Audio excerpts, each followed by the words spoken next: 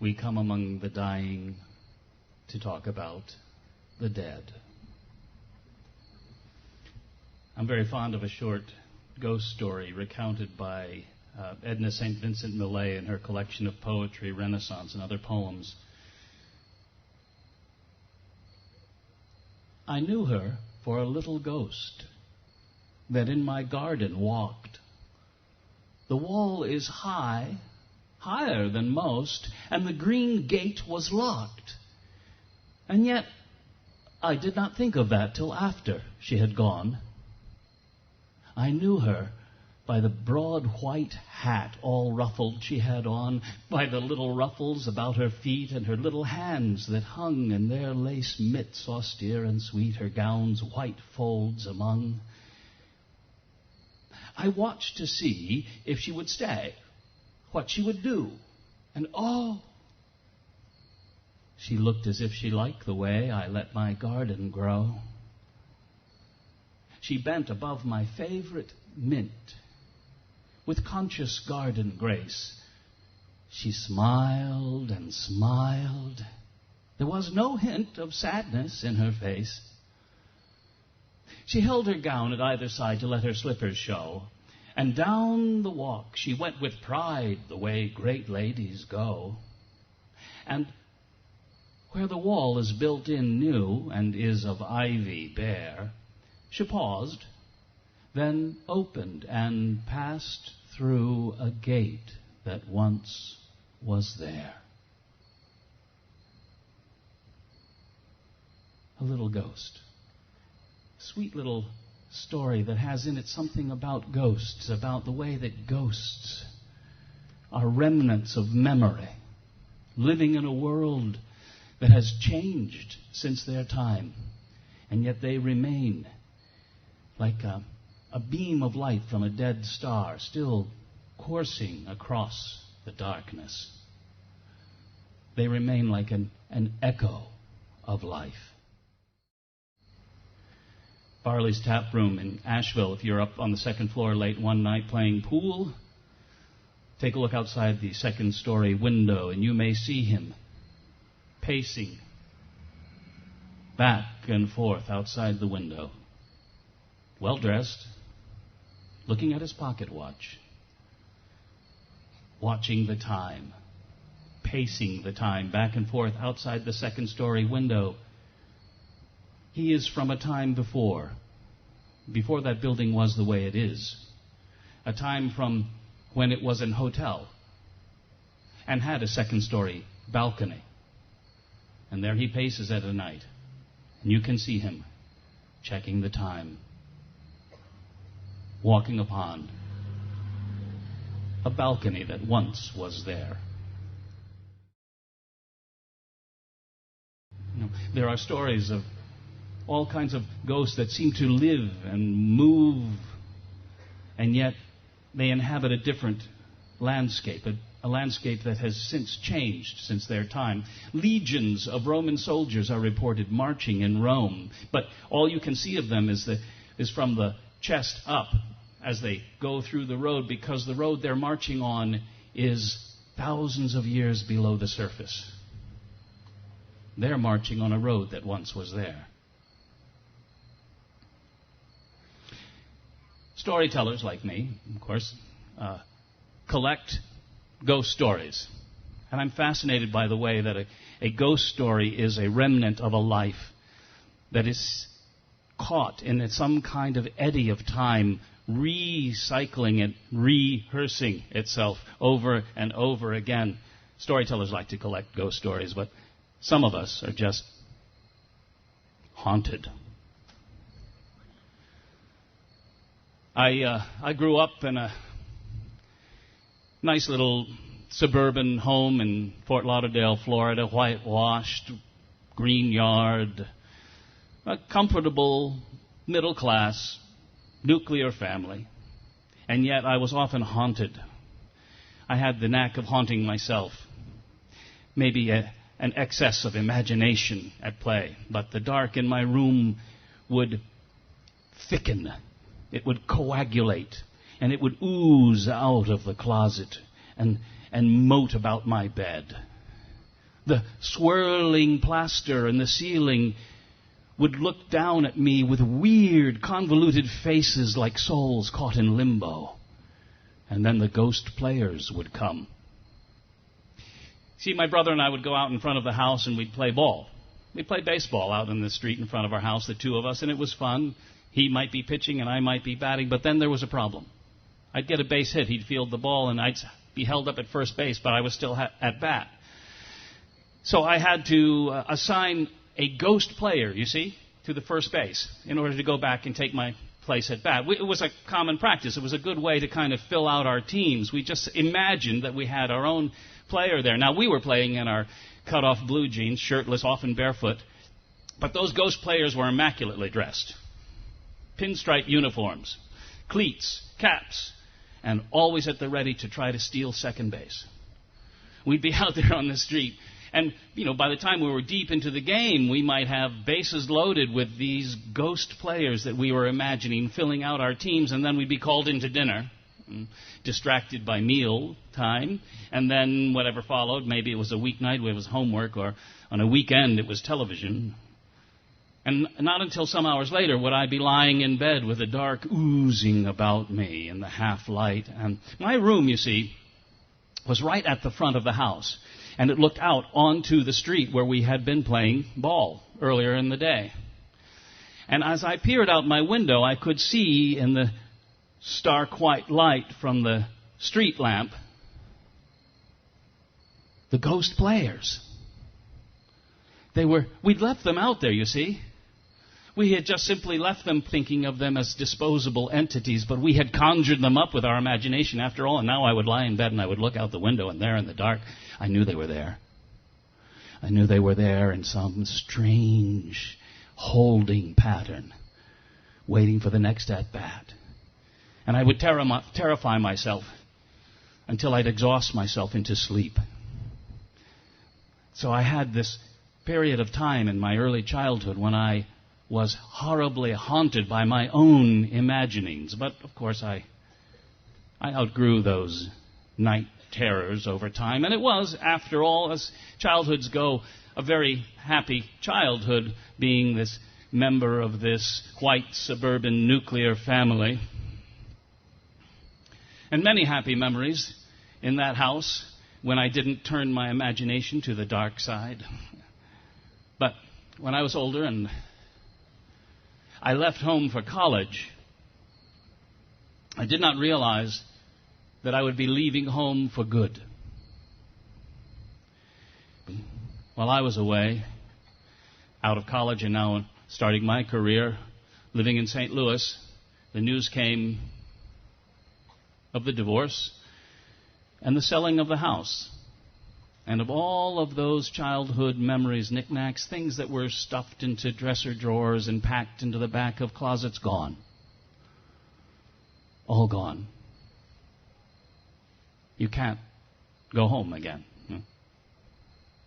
But I was adult and very mature, and I said, well, it's their lives, If they feel like they need to move on and make a change, I respect that, and I took it like a man.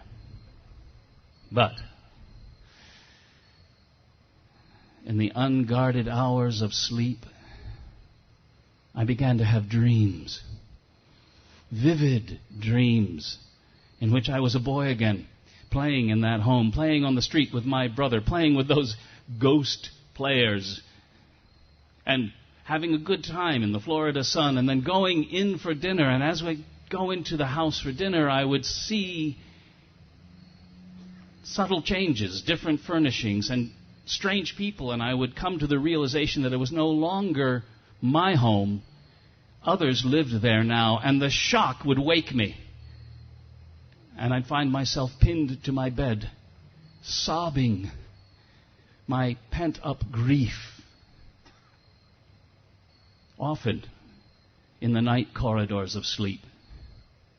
Lucid dreams, back in the lost house.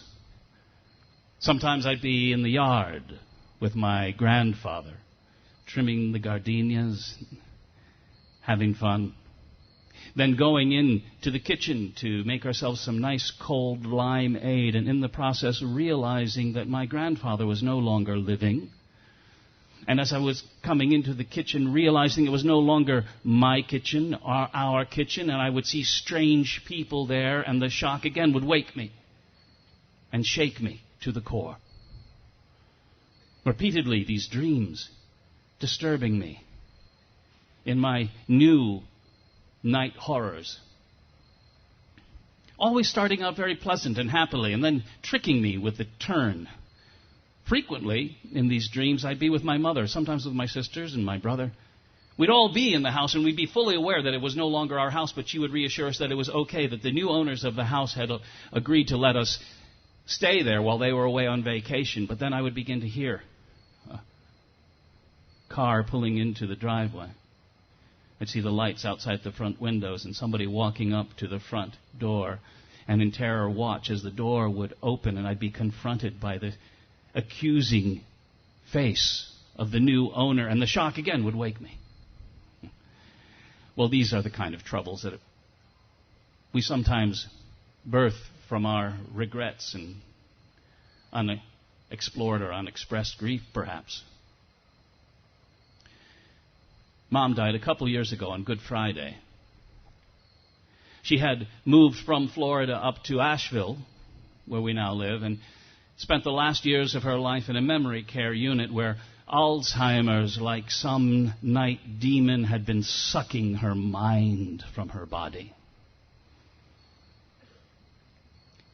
That summer, my siblings and I reunited down in Fort Lauderdale to hold a memorial for our mother.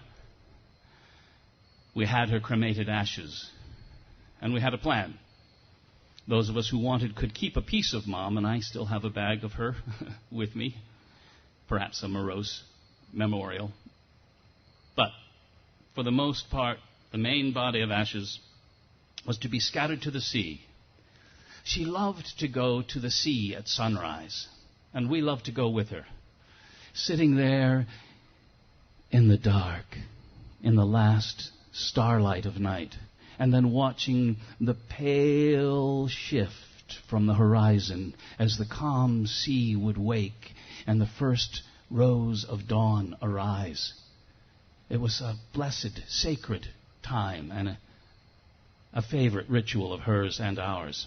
So we knew what we needed to do. We needed to have a memorial for her at sunrise at the beach and scatter her ashes into the ocean current. We had gathered and brought with us what scrapbooks we had from our youth. My brother put together a very nice digital slideshow. My sister had brought several scrapbooks of old photographs that brought back memories and images that I had not seen in a long, long time. And so we had a good family reunion, poring over the past, memorializing our mother. So we went early in the morning to the ocean, in the dark, to see the last stars and the first light of day. And we swam out with her ashes in the cool, still sea.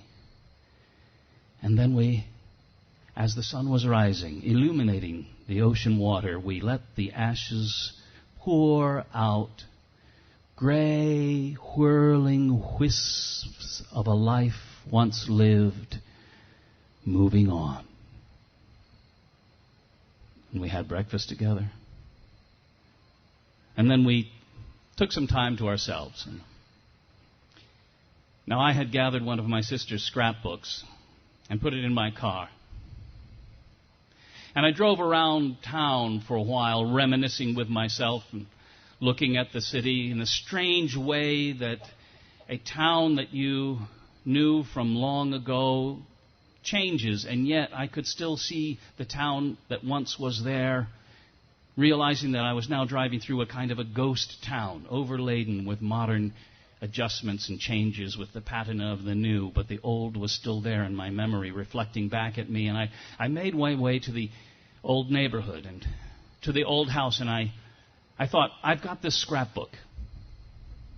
Perhaps I can go to the door of our old house, and if The owners are there. I can endear myself to them, explain to them why I'm in town, a memorial for our mother, explain to them how I had grown up in this house, and perhaps they would like to see some photographs of what the house looked like 45 years ago, 50 years ago, 60 years ago. So I pulled up onto the street across from the house. I sat in the car for a while, and I looked at the house, and I could see new landscaping, an enclosed garage surrounding the carport, open air that once was there, Spanish tiling, well, the kind of changes you might expect to happen over 40 and 50 years. And I worked up my courage, I picked up my scrapbook, and I went to the door, and I knocked. And I waited, and I knocked. And then the door opened. And a young mother, blonde hair with little gray streaks in it, and her son, freckle-faced, probably about 10 or 11 years old, stood in the door, and I haltingly explained my mission, introducing myself and showing them I had the scrapbook and wondering if they'd be interested in seeing how the house once looked. And they were understanding and sympathetic because of our recent loss and invited me in. And so we opened up the scrapbook, and the mom started poring over it, and the dad came from the back where he had been working, and he came up to the table and began to look at the pictures, and I stood looking around the room, kind of taking in the changes and trying to conjure up my own memories of what had once been there. And the boy, Todd was his name, asked me about what I did as a kid. I told him about how my brother and I would dig forts in the backyard, and how my grandfather loved the gardenias in the back, and I asked, were there still gardenias back there? No, there weren't anymore, but they were a fond memory. And then he asked me, have you seen the ghost? And I thought that was an odd question. But I thought, well, yes, I did see ghosts when I was a boy. I would see these ghost players, and they would terrify me. And I explained to him how we would play ball out in the street and how we would assign our imaginary players to the bases and then inevitably leave them there, and I would lie in bed looking out the windows at the street. And he said, no, this is a boy. I've seen him. We've all seen him. Sometimes we just hear cabinets opening and shutting or footsteps, that kind of thing. But I saw him once, and Mom and Dad did see him too. Mom says she saw him in the kitchen once. I saw him standing right at the doorway. I said, I don't remember any kind of ghost like that. Something must have happened since I had been there, and I didn't know what it might have been in those dark years that I can't account for. But while we were talking about this, the mother called to her husband and said, honey, look. And she pointed at one of the photographs in the album. And he came to look, and he said, yes, that's him. So I and Todd went over to the table, and they pointed at a photograph of a boy in the scrapbook. Tow-headed boy in the Florida sun. And they said, that's him. That's the one. He's the ghost. Who is he?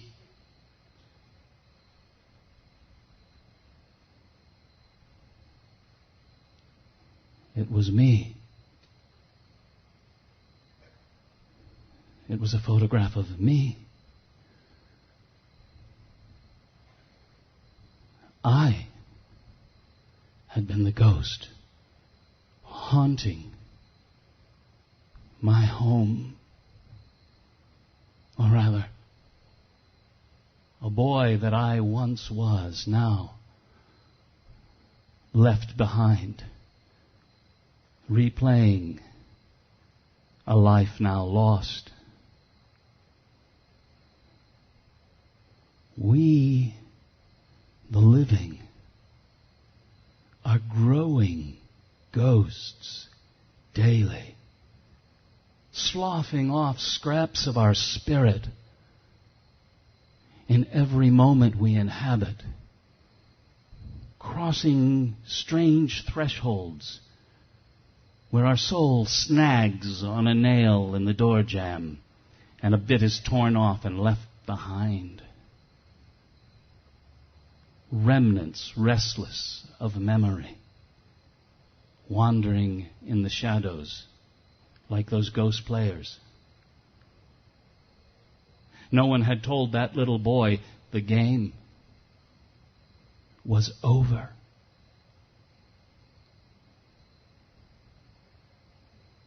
Where do ghosts come from? They come from we the dying. They emanate from our spirit like light from a dead star coursing through the darkness. And as you walk the streets of Jonesboro, they walk among you. Remnants of memory. There they are in the shadows, whether you know them or not. Ray, Jackie, Diane, JJ, Gamble, Sid. They are there. They are among us. And we, likewise, shall populate the dark. Good night.